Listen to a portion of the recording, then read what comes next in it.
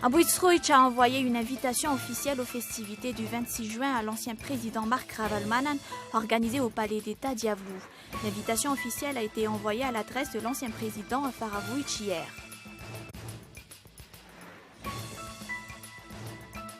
La proposition de loi du VPM Malagasy araméen portant sur les collectivités territoriales décentralisées sera examinée lors de la conférence du président. Elle a été transmise à Timazask hier, soit un mois après que le gouvernement l'ait reçue. Une bonne nouvelle pour la destination phare de Madagascar, le parc national Lukube, situé au sud-est de l'île de Nouzbé, ouvre ses portes aux touristes dans 4 jours. Le secrétaire d'État américain John Kerry est arrivé aujourd'hui au Kurdistan irakien pour exhorter les dirigeants de cette région autonome à gouverner de manière unie avec les autorités de Bagdad.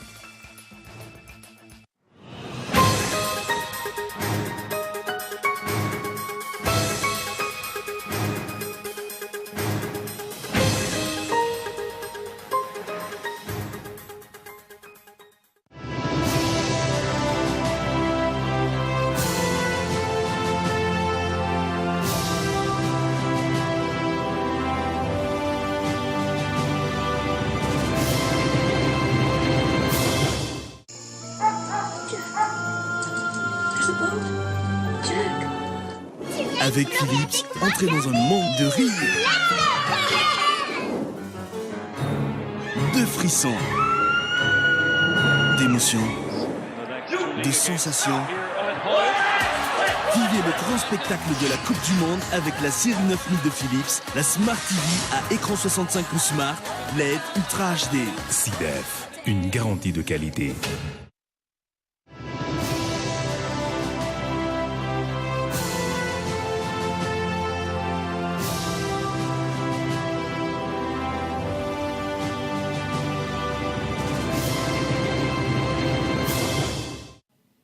Bonsoir, bienvenue et merci d'être fidèle à ce rendez-vous avec l'actualité en français sur Cool TV.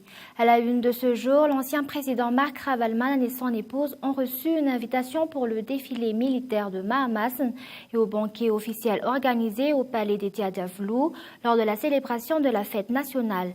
L'invitation officielle a été envoyée à l'adresse de l'ancien président à Faravouitch hier. Reportage. Les partisans de l'ancien président, Marc Ravalomanana, n'approuvent pas la manière du régime actuel.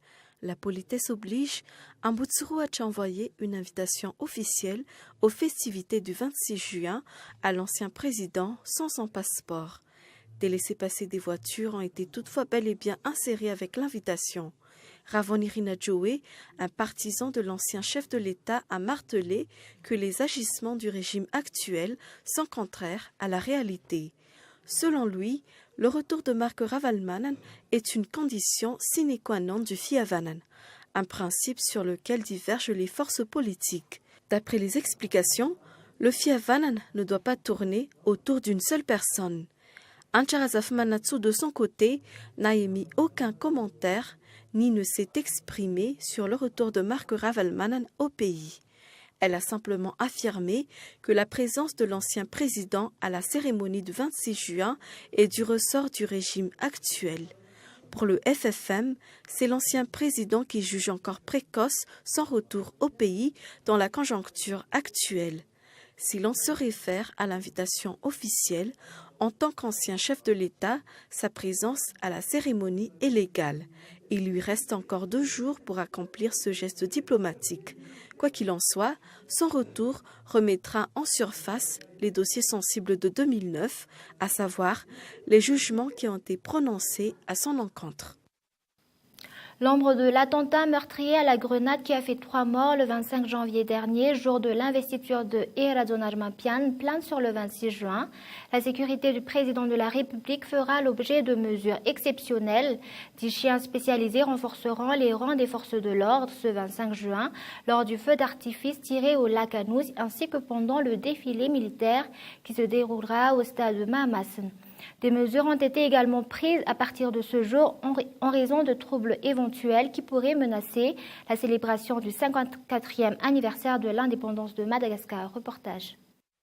Pour ce 26 juin, la sécurité du président de la République sera l'objet d'importantes mesures. Les forces armées feront la ronde dans le stade municipal de Mahamassen. Un changement par rapport aux 5 années de transition où la ronde se faisait en dehors du stade. D'après le colonel Rakoutoumane Florent, plusieurs éléments d'intervention seront placés dans divers lieux publics, à part les chiens formés dans la détection d'explosifs. Les mesures seront strictes et devront être respectées par la population. Il est à noter que des fouilles se feront dès le portail d'entrée du stade de Mahamassen. Plus de 2000 personnalités malgaches et étrangères sont invitées à cette célébration de l'indépendance à Mahamassen, dont des ambassadeurs étrangers. Aucun chef d'État africain ne sera présent en raison de la réunion au sommet de l'Union européenne à Malabo, Guinée équatoriale, qui se tiendra le même jour. Jusqu'ici, le vendredi 27 juin n'est pas encore déclaré comme journée pont, donc férié. D'aucuns attendent une communication officielle du gouvernement.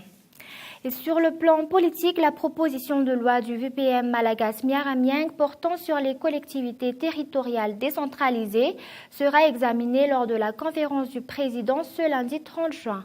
La proposition de loi a été déposée le 19 mai dernier, soit exactement 1 mois et 1 semaine. Reportage. La proposition de loi du VPM Malagas Miaramieng sur les collectivités territoriales décentralisées a été transmise à Timazask hier, soit 1 mois après que le gouvernement l'ait reçue. Un retard qui reste une énigme. Les parlementaires n'auront plus que 12 jours pour examiner ce document avant la clôture de la première session ordinaire de l'Assemblée nationale. Laurent Ramarson est sceptique. Selon lui, les mêmes erreurs des anciens dirigeants seront rééditées. Aucune loi régissant les élections communales ne sera votée avant les élections. L'élaboration d'une telle loi revient au gouvernement. Toutefois, s'il manque à ce devoir, le VPM Malagas Miaramieng présentera une proposition de loi relative à l'élection communale, d'après toujours Laurent Ramarson. Rappelons qu'à ce jour, 3 propositions ont été transmises à l'Assemblée nationale. Une proposition de loi sur le règlement intérieur de l'Assemblée nationale, une proposition de loi relative à la gestion des propres affaires des collectivités territoriales décentralisées, ainsi qu'une proposition de loi relative aux collectivités territoriales décentralisées. Ces dernières ont été élaborées par le VPM Malagas Miaramieng. L'adoption de ces 3 propositions de loi ne sera pas effective cette semaine, d'après les explications reçues auprès de l'Assemblée nationale. Le mandat des maires ont dépassé 7 mois, alors que la loi régissant les élections communales et régionales tarde à venir. Si cette proposition de loi est déjà entre les mains des députés, l'on ignore jusqu'à ce jour son contenu. Seuls 100 sur les 1549 communes de Madagascar disposent de comptables publics pour gérer leurs fonds. 80% des budgets communaux sont réservés au paiement des salaires. Ce sont entre autres des problèmes récurrents dans les municipalités de Madagascar, d'où la signature d'une convention entre le Fonds de développement local et le Trésor public. Reportage de Hilda Asenzu. Pendant que le gouvernement actuel prône la bonne gouvernance, de leur côté, les collectivités territoriales décentralisées ont du pain sur la planche. La séparation des pouvoirs de l'ordonnateur et du comptable n'est encore effective que dans 100 communes. Il s'agit pourtant de l'une des règles d'or de la bonne gouvernance. Cette lacune est source de dysfonctionnement au niveau des collectivités décentralisées. Du coup, les communes ne peuvent pas donc garantir une gestion financière efficace, efficiente et saine des finances publiques à leur niveau de par cette situation. Je vous donne par exemple au niveau de la gestion du budget, au niveau de la préparation, faute de conseillers financiers parce que les comptables publics servent à conseiller aussi les ordonnateurs, c'est-à-dire les maires au niveau des communes. Au niveau de la programmation, le problème est déjà évident. 80% des budgets, des prévisions budgétaires des communes sont affectés au paiement des salaires. En ce qui concerne les comptables publics, 30 postes budgétaires annuels sont disponibles selon le directeur général du Trésor et c'est également le nombre de nouveaux comptables qui arrivent chaque année sur le marché du travail, ce qui implique que Madagascar attendra encore plus de 40 ans pour que toutes les communes en disposent selon les exigences de la loi. La convention qui a été signée cet après-midi entre le FDL et le Trésor public a pour objectif de redresser, sinon de renverser cette situation. Il s'agit d'améliorer les législations régissant la gestion des finances publiques au niveau des communes rurales, mais également d'améliorer les méthodes de travail par des procédés plus simplifiés, comme l'explique Anja Ranzatouf, directeur général du Fonds de développement local. Le jour du CEPE blanc a connu 3 reports pour Antananarivo. L'examen blanc n'a pu se dérouler qu'aujourd'hui. Le vrai examen officiel, quant à lui, sera pour le 18 juillet. Le français et les mathématiques sont jusqu'ici les points faibles des élèves. La correction des copies a débuté ce jour. Reportage. Les élèves s'entraînent à se familiariser avec des sujets d'examen et de s'habituer au froid qui se fait sentir depuis quelque temps. L'examen du CEPE blanc a commencé aujourd'hui pour la circonscription scolaire Cisco d'Antananarivo. La correction des copies ont débuté ce jour. L'examen blanc devait se tenir le 3 juin, puis reculer au 10 juin et la dernière date, 17 juin.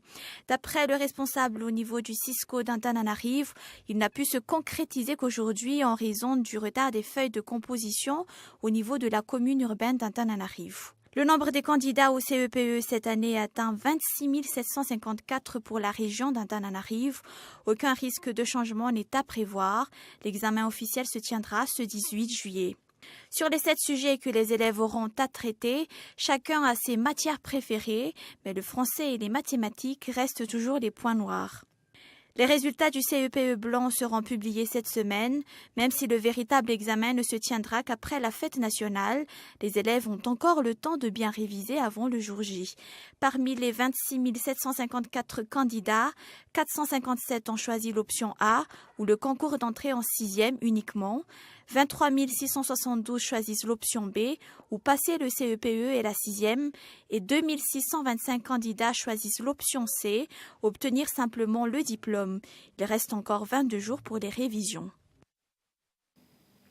Et concernant les actualités internationales, John Kerry est arrivé dans la région autonome du Kurdistan irakien dans le cadre d'une mission ultra délicate au chevet de l'Irak. Washington s'alarmant de la progression des insurgés. La veille, c'est à Bagdad que le chef de la diplomatie américaine s'est prononcé en faveur de la formation urgente d'un gouvernement d'union car sur le terrain, l'aile avance. Reportage de France 24. Une étape cruciale dans la tournée irakienne de John Kerry. D'abord pour éviter une désintégration géographique de l'Irak. À Kirkouk, les combattants kurdes ont profité du retrait des forces gouvernementales pour s'emparer de la ville. Deuxième objectif du secrétaire d'État américain, rassembler à tout prix les forces politiques du pays, divisées depuis les élections d'avril dernier. La formation d'un gouvernement est le défi le plus important auquel nous devons faire face.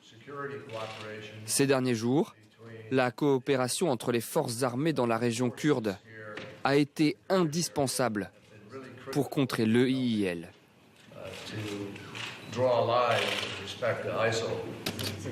La veille à Bagdad, John Kerry avait demandé au Premier ministre irakien de dépasser les différences confessionnelles.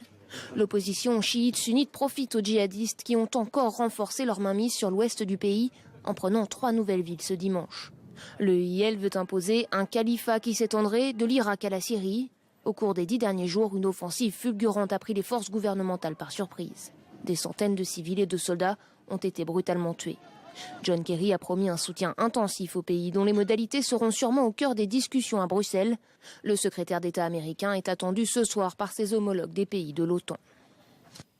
Petit coup de théâtre dans l'affaire Pastor, le procureur informe lors d'une conférence de presse la mise en examen de Fidel Pastor, ce milliardaire monégasque qui est donc présumé avoir assassiné en mai dernier lors d'un guet-apens Sylvia Pastor, sa fille. Fidel Pastor a été placé cet après-midi en garde à vue pour nécessité de l'enquête. Reportage. C'est à Marseille qu'ont eu lieu une partie des interpellations, mais également à Nice et Rennes. En tout, 20 personnes et coup de théâtre parmi elles. Sylvia Pastor, la fille, ici à gauche de la milliardaire monégasque, et son mari, Wojciech Janowski, le consul honoraire de Pologne à Monaco. Mais le mobile de l'assassinat reste incertain. Le 6 mai dernier, Hélène Pastor sort d'un hôpital niçois où elle est venue voir son fils. Un tireur l'attend en embuscade. Elle est blessée, son chauffeur également.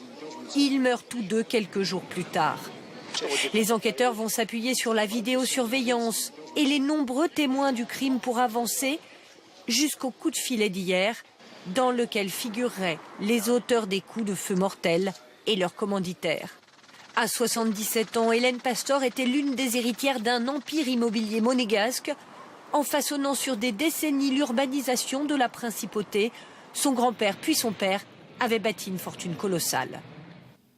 Juste après ce journal, suivez l'émission Mirror and Strass avec Gaël Evita, ensuite la Team Mondiale. Et c'est la fin de ce journal. Merci de l'avoir suivi. Nous vous donnons rendez-vous demain à la même heure. Au revoir et bonne soirée sur Cool TV.